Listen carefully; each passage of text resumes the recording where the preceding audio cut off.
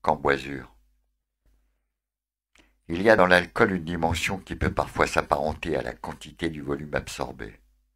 Certes, mais par rapport au nombre d'individus rencontrés dans une journée, et dont le seul degré de réflexion est en dessous de zéro, l'excès en lui-même me semble encore la seule solution pour s'imaginer inverser la tendance.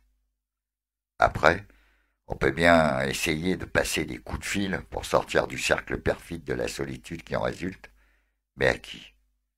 Son percepteur, son toubib, son banquier, son kiné? Tous étaient fichés aux abonnés absents ou sur liste rouge. Le numéro n'était plus attribué après 22h30. Ceci dit, moi j'avais toujours préféré la place de l'amant caché à celle du mari trompé. Question de position, si je puis dire. Encore une fois, Edith voulait absolument venir chez moi. Elle prétextait qu'elle tenait à récupérer le tube de rouge à lèvres qu'elle avait laissé dans ma salle de bain à sa dernière visite. Pour être franc, je tenais pas trop à me la supporter ce soir-là. Elle a insisté et j'ai cédé.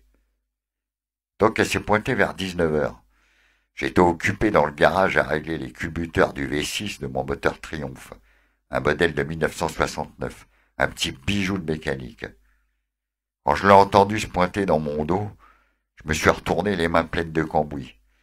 J'ai tout de suite vu qu'elle avait picolé. Lorsqu'elle était un peu négligée, c'était une vraie bombe atomique. Les cheveux un peu en bataille, le chemisier à moitié sorti de sa jupe étroite et déboutonné outrageusement. Mais je me suis remis sur mon moteur pour terminer mon réglage. Je lui ai juste dit en lui retournant le dos, « T'arrives du Star Beach ?» « Ouais, qu'elle m'a répondu, et je me suis fait chier. Tu dis toujours ça quand tu sors de chez eux et t'y retournes quand même à chaque fois que je lui ai dit les mains dans la mécanique. Ouais, mais cette fois c'est la dernière qu'elle me lâche. Le V6 s'est mis à vrombir tout d'un coup, et ça tournait comme une horloge. Je vais me laver les mains et je t'emmène dîner, que je lui ai dit. Elle me répond, ok, ça me va, en s'allumant une clope. Après on est parti chez Danny, bouffer des calamars à la plancha. Ça faisait 10 ans que je connaissais Edith. On avait baisé une fois. On n'avait jamais remis ça depuis, et c'était très bien ainsi. Edith, elle tenait toujours à me voir quand elle en chiait avec un mec ou quand elle était en galère avec la thune. Là, elle était encore tombée sur un connard. C'était une chouette fille. Elle en avait bien bavé. À 17 ans, elle s'était tirée de chez ses vieux pour suivre un musicos. Elle avait vécu dans des squats, s'était barrée à Londres, avait connu la cam, l'alcool. Lorsqu'elle avait été fatiguée de cette vie de merde, elle avait bien essayé de se stabiliser, se ranger proprement, comme tout le monde. Mais c'était trop tard. Elle pouvait plus.